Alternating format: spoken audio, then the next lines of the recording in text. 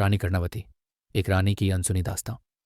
नमस्कार दोस्तों, open for learn में आपका स्वागत है।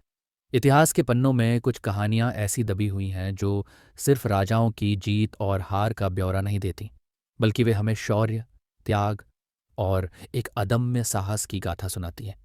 आज हम एक ऐसी ही वीरांगना की कहानी लेकर आए हैं जिसकी जिंदगी किसी महाकाव्य से कम नहीं थी। एक ऐसी रानी जिसने अपने राज्य और सम्मान की रक्षा के लिए न केवल एक शक्तिशाली सल्तनत को चुनौती दी, बल्कि एक ऐसा कदम उठाया जिसने इतिहास की दिशा मोड़ दी। ये कहानी है चित्तौड़ की उस शेरनी की जिसके एक हाथ में मेवाड़ का भविष्य था और दूसरे हाथ में एक राखी। जी हाँ, एक राखी। लेकिन ये राखी किसी भाई की कलाई के लिए नहीं, बल्कि एक ऐसे मुगल बादशाह के लिए भेजी गई थी जिससे मदद की उम्मीद शायद किसी ने नहीं की होगी। क्या थी वो राखी भेजने की वजह? क्या वो बादशाह अपनी इस राखी बहन की लाज बचाने आया? और क्या वो हुआ उस रानी का जिसने इतिहास में अपना नाम स्वर्ण अक्षरों में नहीं, बल्कि आग की लपटों में लिखा?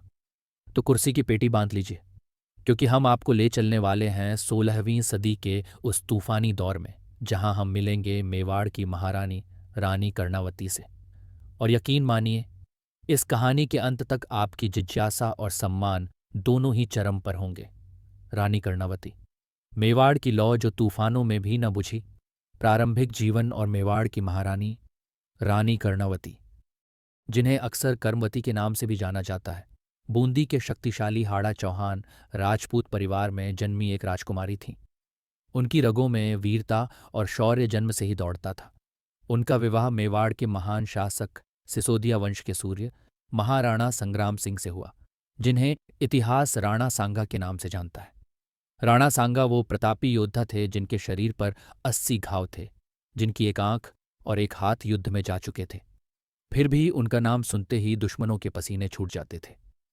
कर्णावती उनकी सबसे प्रिय रानियों में से एक थीं, और उन्होंने मेवाड़ को दो अनमोल रत्न दिए, विक्रमादित्य और उदय सिंह।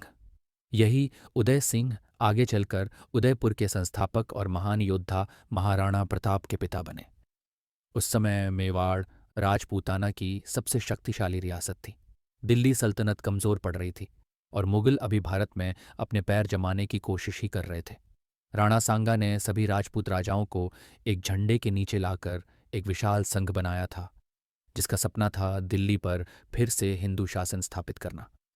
रानी कर्णावती इस शक्तिशाली साम्राज्य की महारानी थी। उनका जीवन सुख और सम्मान से भरा था, लेकिन कहते हैं ना अम्मा, वक़्त हमेशा एक सा नहीं रहता। राणा सांगा का अस्त और मेवाड़ पर संकट के बादल। 1527 में खानवा का युद्ध हुआ। यह युद्ध भारतीय इतिहास के निर्णायक युद्धों में से एक था। एक तरफ थे बाबर के नेतृत्व में मुगल और दूसरी तरफ थे राणा सांगा के नेतृत्व में राजपूत। यह युद्ध केवल दो सेनाओं का टकराव नहीं, बल्कि दो विचारधाराओं और दो महत्वाकांक्षाओं का टकराव था।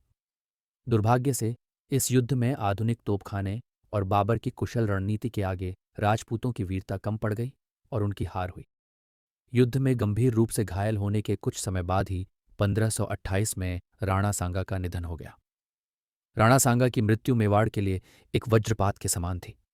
वो एक ऐसा स्तंभ थे जिसके ढहते ही पूरी इमारत हिल गई। उनके बाद उनके बड़े पुत्र रतन सिंह द्वितीय गद्दी पर बैठे, लेकिन उनका शासनकाल भी अल्पकालिक रहा और 1531 में उनकी भी मृत्यु हो गई। अब मेवाड़ का भविष्य अंधकारमय लग रहा था। एक माँ और एक शासक, रानी कर्णावती का राज संरक्षण। राणा सांगा और रानी कर्णावती के पुत्र विक्रमादित्य अब मेवाड़ के नए महाराणा थे। लेकिन विक्रमादित्य अभी किशोर थे और उनमें अपने पिता जैसी दूरदर्शिता और गंभीरता का अभाव था। वे उद्दंड और अभिमानी स्वभाव के थे, जिससे मेवाड़ के कई अनुभवी सामंत और सरदार उनसे नाराज रहते थे। ऐसे मुश्किल समय में रानी कर्णावती ने एक माँ और एक शासक दोनों की भूमिका निभाने का फैसला किया। उन्होंने अपने नाबालिग बेटे की संरक्षिका के रूप में मेवाड़ का शासन अपने हाथों में ले लिया। यह एक असाधारण कदम था। उस पुरुष प्रधान समाज में जहां रानियां अक्सर पर्दे के पीछे रहती थीं, कर्णावती ने शासन की बागडोर संभालकर अपनी अद्भुत प्रशासनिक क्षमता और राजनीतिक सूझबूझ का परिचय दिया। उन्होंने नाराज सामंतों को मनाने की कोशिश की, राज्य की अर्थव्यवस्था को पटरी पर लाने का प्रयास किया और सेना को फिर से संगठित करने में जुट गईं। वो जानती थीं कि मेवाड़ चारों तरफ से दुश्मनों से घिरा है और एक छोटी सी गलती भी रियासत को बर्बाद कर सकती है। उनके सामने दोहरी चुनौती थी, एक तरफ राज्य के आंतरिक कलह को शांत करना और दूसरी तरफ बाहरी आक्रमणकारियों से मेवाड़ की रक्षा करना। और सबसे बड़ा बाहरी खतरा बनकर उभरा गुजरात का सुल्तान बहादुर शाह। बहादुर शाह का उदय और चित्तौड़ पर पहली चढ़ाई। बहादुर शाह गुजरात का एक अत्यंत महत्वाकांक्षी और शक्तिशाली सुल्तान था। उसने पुर्तगालियों की मदद से एक मजबूत तोपखाना तैयार कर लिया था और उसकी नज़र अब राजपूताना पर थी, खासकर मेवाड़ पर। वो जानता था कि मेवाड़ इस समय नेतृत्व के संकट से जूझ रहा है और यही चित्तौड़ पर कब्जा करने का सबसे सही मौका है। 1533 में बहादुर शाह ने एक विशाल सेना के साथ चित्तौड़ पर चढ़ाई कर दी। रानी कर्णावती जानती थीं कि मेवाड़ की सेना इस समय गुजरात की शक्तिशाली सेना, विशेषकर उनके तोपखाने का सामना करने की स्थिति में नहीं है। युद्ध का मतलब था निश्चित हार और विनाश। यहां रानी कर्णावती ने अपनी बुद्धिमत्ता का परिचय दिया। उन्होंने सीधे टकराव के बजाय कूटनीति का रास्ता चुना। उन्होंने बहादुर शाह के पास एक प्रस्ताव भेजा।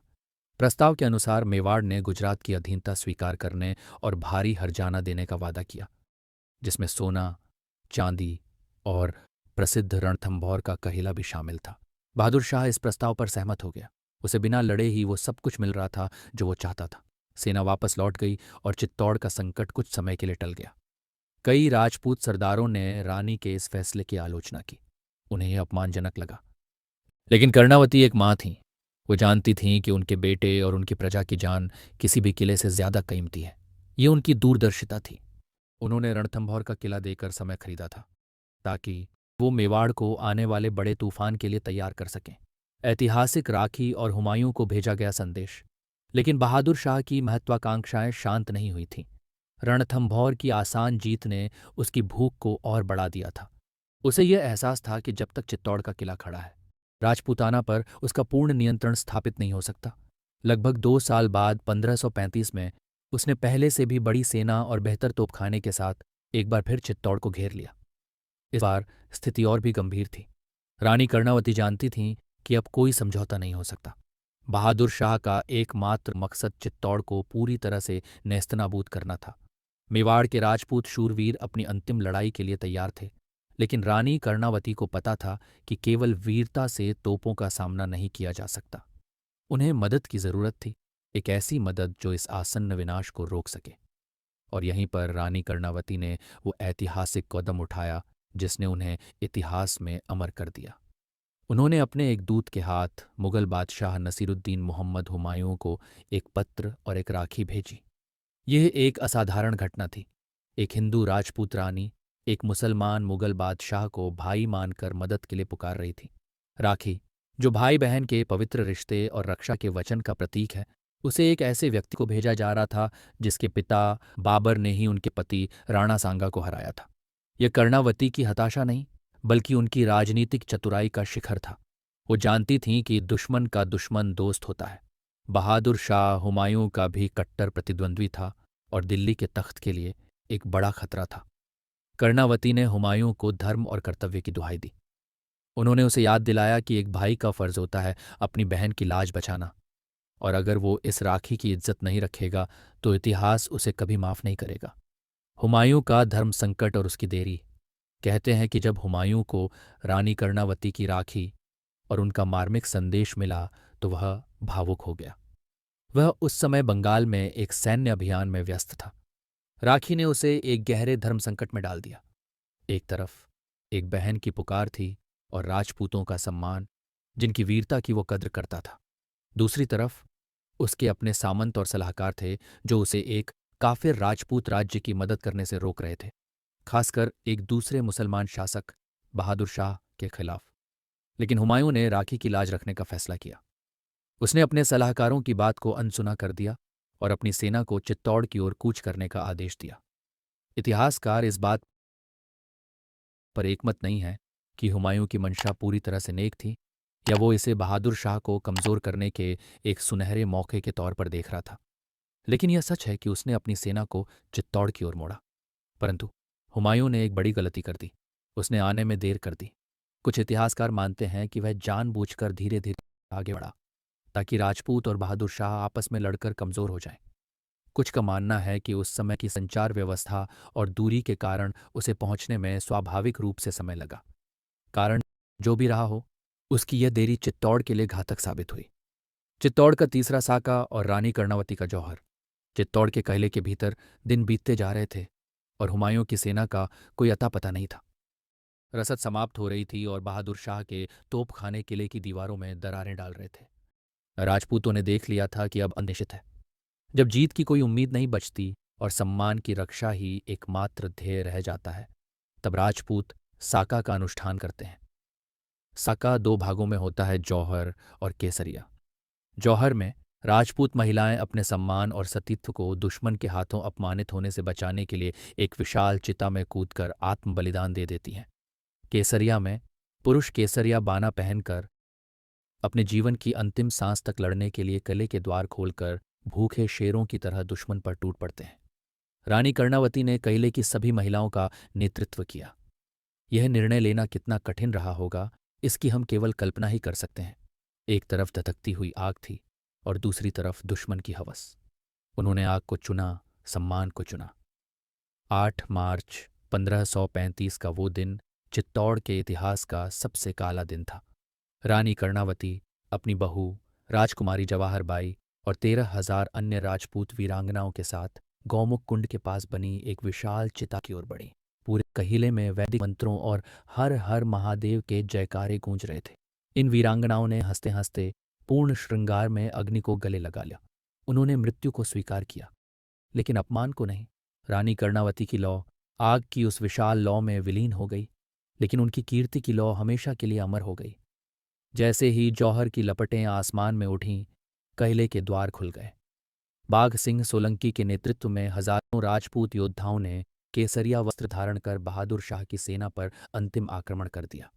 वे जानते थे कि वे मरने जा रहे हैं, लेकिन वे इतनी बहादुरी से लड़े कि गुजरात की सेना को भारी क्षति पहुंचाई। एक एक करके सभी राजपूत वीरगति को प्राप्त हुए। परिणाम और विरासत। जब हुमायूं अंततः चित्तौड़ पहुंचा तो उसे वहां राख, धुआं और लाशों का एक भयानक मंजर मिला। ककिला वीरान हो चुका था। कहते हैं कि यह दृश्य देखकर उसे अपनी देरी पर बहुत पछतावा हुआ। उसने अपनी राखी बहन को दिए वचन को निभाने में देर कर दी थी। क्रोधित होकर हुमायूं ने बहादुर शाह का पीछा किया और उसे मंदसौर और मांडू में हराया, जिससे गुजरात सल्तनत की कमर टूट गई।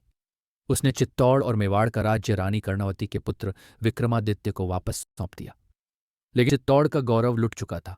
विक्रमादित्य एक योग्य शासक साबित नहीं हुए और बाद में उनकी हत्या कर दी गई।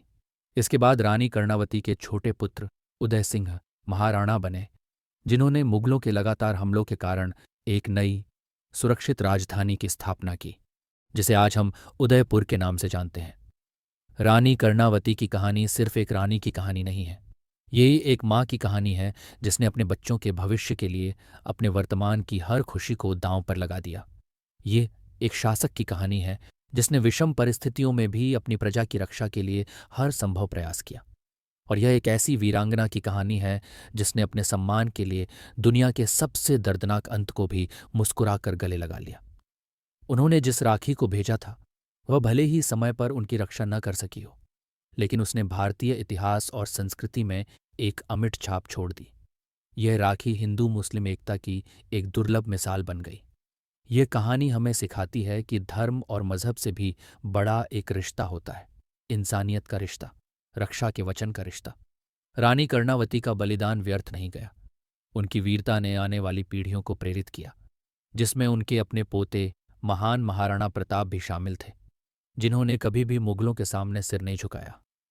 रानी कर्णावती का नाम शायद इतिहास की किताबों में उतना प्रमुखता से न लिया जाता हो, लेकिन मेवाड़ की हवाओं में, चित्तौड़ के किले के हर पत्थर में और हर साल रक्षाबंधन पर बांधने वाली हर राखी में उनकी कहानी आज भी जिंदा है।